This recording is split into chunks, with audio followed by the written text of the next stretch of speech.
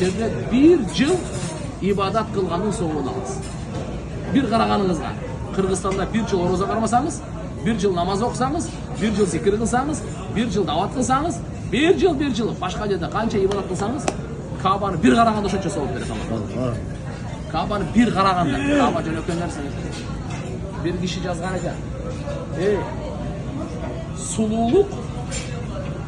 Сулуулук эгерде ак жүздүүлүктө болгондо кепилди көргөндө адам коркпойт эле дейт. Хунектик каралыкта болгондо Кабаны көргөндө сүйүп пайда болбойт дейт. Түшүндүңүзбү сөзгө? Демек, машалла, Кабаны бир көргөндө адам баласы кандай сүйүнөт? Байтулла. Bir караганыңыз бул иман, караганыңыз ибадат. 120 рахмат жөн. Ошону таваф кылгандарга 60-ы, намаз окугандарга 40-ы, жөн эле карап отургандарга 20-сы.